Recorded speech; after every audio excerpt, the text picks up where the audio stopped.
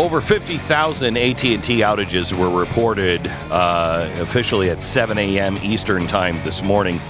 Most issues were happening in Houston, Chicago, Dallas, Los Angeles, and Atlanta. Other systems were also affected. Verizon and T-Mobile looks like they're heading on the way back up, and most of it is fixed. They don't know what it was.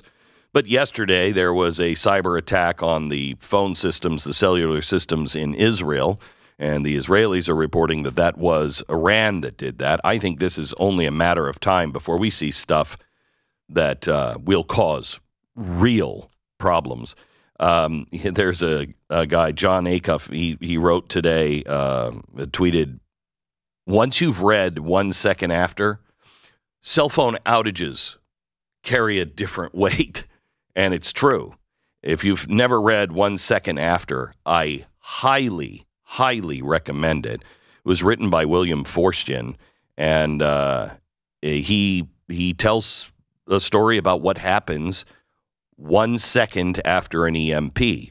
And it will open your eyes into how dependent we are. And this was written years ago. And at the time, I was like, oh, my gosh, I never even thought of that. Oh, man, yeah, that would no longer – you just don't think of it. And William's with us now to talk about the outage and attacks on our infrastructure. Hi, William. How are you? Good morning, Glenn, and thank you for the kind words about my book. Oh, still selling strong. Yeah, it's fantastic. William, the attack on cell phones – our cell phones go down, and I think a lot of America, they go into detox immediately. They're just like, I don't know what to do. But this is something we don't know about today, but this is something that we know our Department of Homeland Security is saying they are waiting for cyber attacks. It's a matter of when, not if, anymore. And they're preparing. Go ahead. You know, Glenn, my college, Montreat College, has a strong cybersecurity training program, and I'll go in their lab and just sit there sometimes. Half hour later, I walk out scared to death. Because if you saw the number of attacks, incoming attacks on our infrastructure, on our military, it's unrelenting. We don't even know if some of them have broken through, put sleepers into them, and are waiting to hit. This is just a foretaste of the future. So tell me what you think is most likely and how it will affect us and how we should prepare for it. Well, first of all, if our cell phones really went dead, my daughter would have a nervous breakdown. Yeah, I know. I think a lot of our children our would. Kids would. Yeah. The whole college. But number one, of course, is cyber attack. That's unrelenting from Russia, any number of bad players. Number two, actual physical But wait. Cyber attack could include our water system, our electrical grid, or do you think it would be all of it or some of it? It could be targeted to a specific or in a general offensive, like what I would call a first strike scenario, a widespread. For example, take where you are. Suppose water all across the board was shut down for 48 hours because that's all electronically controlled. What would happen to your town in one day if all water was turned off? Wouldn't be good. It would be very bad within 24 to 48 hours. Yes. I'm mainly focused more on our electrical infrastructure. I've been doing a lot of work. I just talked with FEMA last week.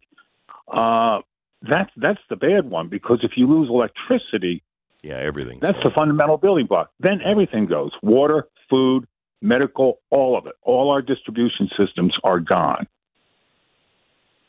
How prepared, I hate asking people questions like this who know, how prepared are we? We're not. Okay. It was, and let me point out. You're not improving my mood much. In my talk with Southeast FEMA last week, there are a lot of good people working in that system. They're not bad guys. And they say the number one thing is if only Americans would be prepared, 1 month worth of emergency supplies on hand. That applies to everybody, whether you're living in an apartment in the city, have emergency water on hand, have food on hand, charge your systems up, have a small cell phone charger. These are basic things, and 90% of Americans just blithely go along. It could be a very bad day. Don't you want to be prepared before rather than after? So if something like this happens, do you think we'd be in lockdown situation, or would you be able to travel, to Lockdown. If you lost your whole electrical grid, even just regionally, it would very quickly have to be a lockdown to avoid panic, try and keep control on population. Those people living in New York, remember when Sandy hit 10 years ago, it got a little hairy there, even though tens of thousands of tons of emergency supplies were being moved in. If it had gone for 2 weeks, it would have been very bad. Yeah, my uncle used to work for I don't know what department in the military, but he did some of the original studies on the after effects of war and crisis and everything else. And he said, generally speaking, you have 72 hours. If everything isn't restored in 72 hours, right, you're done. You're done. He is dead on the mark. 72-hour max. Again, if you have everybody listening to, if you have a month's worth of emergency supplies on hand, and it doesn't cost that much, you can at least hunker down and be safe while the crazies are running up and down the street. So if we had, it's strange. I thought EMP is the worst thing that could happen to us ever. However, the more I see AI and everything else, it may in the end, and I'm saying 50 years from now, if AI has gotten out of control, an EMP might be our best friend. It will kill millions of people, but it would release a slavery if, God forbid, I'm in science fiction world here, but God forbid AI went bad. I mean, it's the ones and zeros would have to be confused. Well, the EMP scenario, which is indeed the worst, according to 2 congressional studies, which I base my novels on. I've got 4 books out on the subject. 80 to 90% of the population would be dead a year later. And people go, what? Again, no food, no water, no medical supply, no command and control. People die, and they die very quickly. When I read, this is years ago, 1 second after, you got to the 30-day mark, and you started talking about what was coming, in the next. And I thought, oh my gosh, I've never even thought of that. I mean, we're just not prepared even mentally to what would come. Explain the 30-day mark. Okay. When I started working on the book, I interviewed numerous different sources. I remember 2 in particular. Going to my chief of police, talking with him about it, and I say, okay, the grid goes down. What do you do first? He actually picked up the phone. And then he said, oh, blank, my phones don't work. I said, yeah, now what are you going to do? The other interview was with the pharmacist. At the end of 1 hour talking with her, she was in tears, and I darn near was in tears as well. Because think about your pharmacy. You go in, you get a medication, they put it into a computer, and a day later, it comes back out. Or nursing homes, they're dead. The vast majority of people in nursing homes will be dead within a week. It's a scary scenario, isn't it? Yeah, it is. And especially in today's world where we have so many people with technology that was not even around when you wrote the book, or it was an infant stage.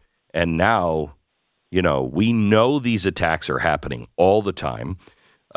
We know there are many countries that would like to take us down, and our Achilles heel, is we don't live in caves. Far from it.